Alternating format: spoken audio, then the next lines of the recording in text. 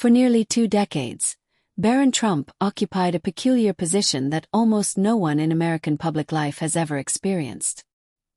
He lived entirely in the open yet remained a genuine enigma, raised before cameras, featured in glossy publications as an infant, and positioned beside his father at some of the most consequential moments in recent political memory.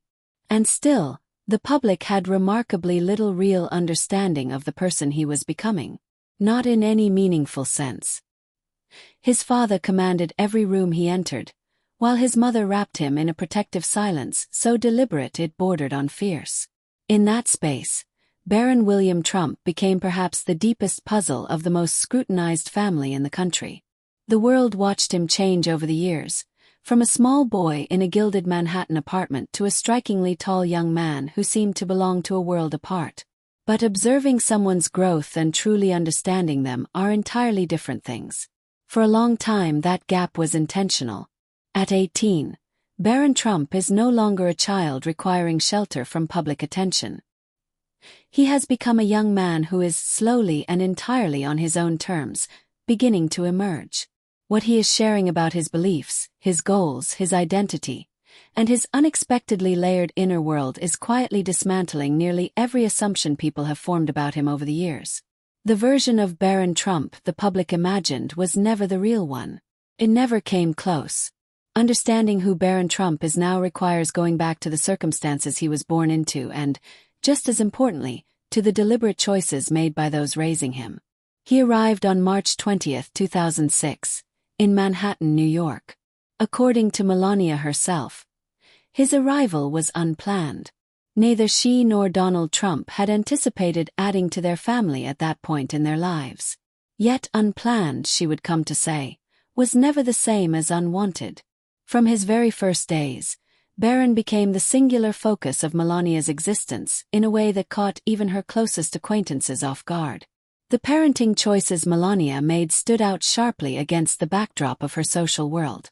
Despite access to every conceivable resource, she declined to bring in a nanny. She was determined to be personally present in the mornings, to handle drop-offs and pickups herself, to inhabit the quiet, unremarkable, irreplaceable moments that make up a childhood. This was no passing preference. It reflected a deep-seated belief, shaped by her Slovenian roots, that money and household staff were simply no replacement for a mother who actually showed up. She stated openly that motherhood was her real work, and by all accounts, she meant every word of it. The physical world Barron grew up in defied ordinary imagination. The Trump Tower penthouse in Manhattan, his childhood home, was not the kind of space most people would picture as somewhere a kid simply lived. Sweeping city views, white marble fireplaces, gold detailing, an interior design that evoked a luxury installation rather than a family residence. Yet within those extravagant surroundings, Melania quietly constructed something far more ordinary. A sense of order, rhythm, and expectation. People who knew the family well observed that she was resolute on one point above all others, that abundance would never be allowed to replace integrity. The November 2016 election transformed every dimension of the family's life overnight, in ways that no amount of anticipation could have softened. For Barron, then just 10 years old, the upheaval was acute. He had always known his father as someone with an enormous public presence, but the presidency represented something of an entirely different magnitude. Overnight, his father ceased to be a famous businessman and television figure. He became the most powerful individual on the planet, and Barron, regardless of his own wishes, became the first son. Where Barron would attend school during this period reflected everything about what Melania valued. The conventional path for presidential children led to Sidwell Friends School in Washington, a choice so routine it had hardened into tradition. Melania set it aside without hesitation. She chose St. Andrew's Episcopal School in Potomac, Maryland, guided not by status or optics but by a genuine belief that it would suit her son well. She visited numerous schools, held extended conversations with staff, and arrived at her decision through careful consideration rather than convention. Barron completed his New York school year before relocating to Washington, a transition Melania orchestrated with quiet precision to protect his sense of stability. People who encountered Barron during those years came away with a consistent impression that was worth noting. He was reserved, certainly, and soft-spoken, but there was nothing fragile or adrift about him. There was instead something harder to name, a kind of settledness, as though the internal foundation his mother had spent years constructing was quietly holding him upright. Those who shared classrooms and hallways with Barron throughout his school years have painted a remarkably consistent picture, one that challenged nearly every expectation his surname might invite. The Trump name arrives with enormous baggage and provokes immediate, strong reactions. Yet the person carrying that name was described again and again in terms that had nothing to do with money or influence. Kind, attentive, someone who actually listened, which is a quality far less common than it should be. A former classmate, looking back on their shared years, remembered him simply as someone it was genuinely good to be around. There was no performance to it, no calculated likability. He was just, by her account, easy company.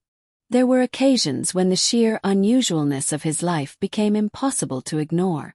Word spread that Barron had once arranged for around 80 classmates to visit the White House and meet his father.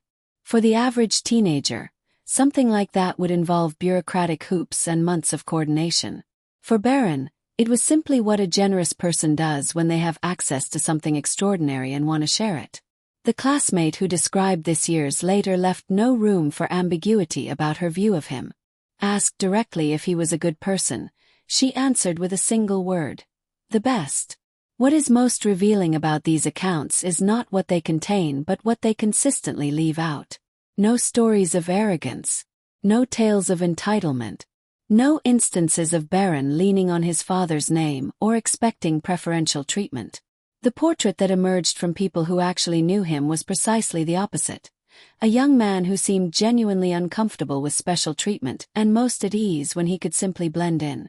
The dynamic between Barron and his father has always attracted intense speculation while yielding very little genuine insight. Donald Trump has spoken about his youngest child with real warmth and what, filtered through his particular way of expressing himself, comes across as authentic pride. He has called Barron a reflection of himself, and physically the comparison is hard to dismiss. Melania once referred to her son in his younger years as a little Donald, a nod to the early mannerisms and confident bearing that mirrored his father's. The phase Barron went through as a small child of wearing suits and ties, clearly modeling himself on the man he admired most, became one of the more endearing details in the family's public story. Yet something more complex has come into view as Barron has aged. He is clearly not simply an echo of his father. His temperament is his own. His interests are his own, and his emerging sense of identity appears to be something he has arrived at independently and thoughtfully. People within the family's circle have observed that Donald Trump, whatever his public persona may suggest, has shown genuine respect for Barron's autonomy. He has said more than once that should his son choose to pursue a career in professional sport, in any sport at all, he would back that decision without reservation. The way he said it mattered as much as the words. It was the voice of a father who has genuinely accepted that his child is a separate person.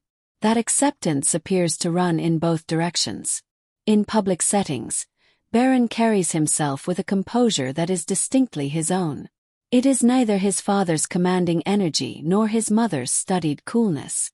It sits somewhere between the two, calm, watchful, unhurried. Language has quietly shaped Barron's development in ways that almost nobody outside the family has ever fully appreciated.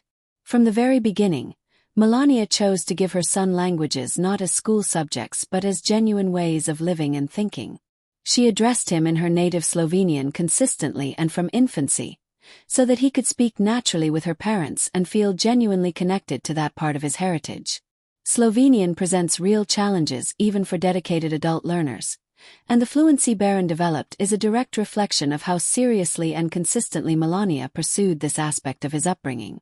By 2009, she had also introduced French, setting him on course for trilingualism before he had turned 5.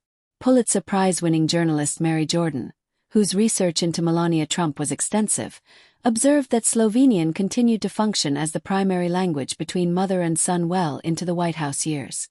When Melania, Barron, and her parents gathered together, They spoke Slovenian exclusively. In conversations the Secret Service detail present had no ability to follow. Donald Trump is said to have found this mildly irritating, not from any hostility toward the language itself, but from the simple reality of being excluded from exchanges in his own household. That detail captures something important about Barron. He had an interior world and a set of intimate relationships that existed quietly alongside, and somewhat apart from, the relentless spectacle that surrounded his family. The significance of Barron's multilingualism extends beyond biography. It is a clue to how he thinks. Moving fluidly between English, Slovenian, and French from early childhood cultivates a cognitive suppleness, a natural tendency to hold multiple frameworks at once, to notice nuance, and to resist the pull of oversimplification.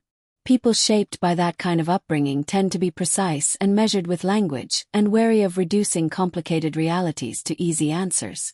Every account of Barron from those who have encountered him reflects exactly that sensibility. The summer of 2023 delivered a sharp and disturbing reminder of the specific dangers that accompany life in a family as high-profile and divisive as the Trumps. A woman was taken into custody after allegedly sending explicit threats targeting both Donald Trump and his youngest son. She had reportedly attempted to reach Barron's school directly and communicated her intentions in writing to harm them both. Investigators concluded that while she did not currently have the means to act on her stated intentions, the threat was credible enough to demand a serious response. Her family had apparently been worried about her mental state for some time, and she had allegedly ceased taking medication prescribed for her condition. The situation was resolved before any harm occurred, but it cast a stark light on something Barron has carried throughout his entire life: the knowledge that simply being who he is exposes him to dangers his peers will never encounter. His protection had always been extensive, but in the aftermath of that incident it was substantially increased.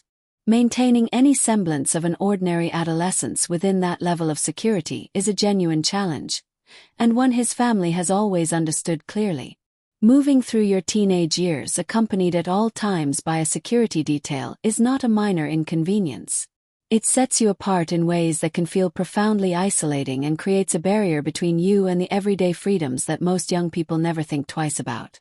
That Barron has managed this with what consistently appears to be genuine equanimity speaks to the solidity of the groundwork laid during his earliest years. Sport has provided one of the most reliable and revealing windows into who Barron actually is. Athletics offered him something almost nothing else in his life could: an arena where his last name carried no weight. On a pitch or a course, what determined his standing was entirely what he could do with his own body, effort, and focus, none of which came from inheritance. His investment in soccer became most visible during his years in Washington, where he played for the DC United Youth Academy. His selection in 2017 for their Development Academy Under-21 program placed him in a genuinely demanding competitive environment that had no use for famous surnames. He kept playing in local leagues in the years that followed, and those who watched him described someone with a serious, focused approach to competition that contrasted noticeably with the relaxed ease he showed in everyday social situations. Golf has been the other enduring thread. Donald Trump's relationship with the game is the stuff of legend: multiple owned courses, an almost devotional regularity of play, and a habit of describing it in terms that suggest a personal philosophy as much as a hobby. Long before the presidency, regular father and son outings on the course had become a ritual, and people close to the family have described those mornings as genuinely meaningful to both of them. The golf course is one of the very few places where the weight of the public world simply recedes, and where the two of them can exist, without ceremony or audience, as simply a father and his son.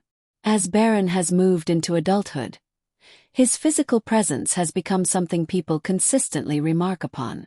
At approximately 6 feet 7 inches, with his father occasionally hinting he may stand even taller, he is a striking and commanding figure. He exceeds his father in height, stands above his half-brothers Donald Jr. and Eric, and towers over nearly everyone in virtually any setting he enters. The family has reportedly taken to calling him the Tall Trump, a nickname that is accurate while somehow still underselling the reality. His height paired with the athletic frame he has developed gives him an unavoidable physical authority, even in moments when he is visibly trying to step back from the spotlight rather than into it. At 18, Barron Trump stands exactly at the boundary between the life that was arranged around him and the life he is now beginning to shape for himself. His enrollment at New York University brought him back to the city of his childhood, but on entirely new footing, not as a boy living within his parents' world, but as a young adult in the early stages of building his own. NYU was a meaningful choice. It is an institution defined by intellectual diversity and cultural complexity, a place where students arrive from every conceivable background and where the exchange of ideas is relentless and wide-ranging. Those with knowledge of his time there have indicated that Barron has brought the same understated seriousness to university life that has marked every previous stage of his development. He is not someone who arrived expecting things to be easy. He is someone who was shaped by his mother's uncompromising investment in his growth, by the extraordinary pressures of his upbringing, by the languages woven into his thinking, and by years of athletic discipline into someone who knows how to meet a challenge directly. What Barron Trump has quietly begun to reveal, in the small and careful ways open to someone still navigating early public life, cuts firmly against the story that has been written around his family throughout his lifetime. He is not his father's extension. He is not his mother's reflection. He is not a cautionary tale about the distortions of privilege or a symbol of a world disconnected from ordinary consequence.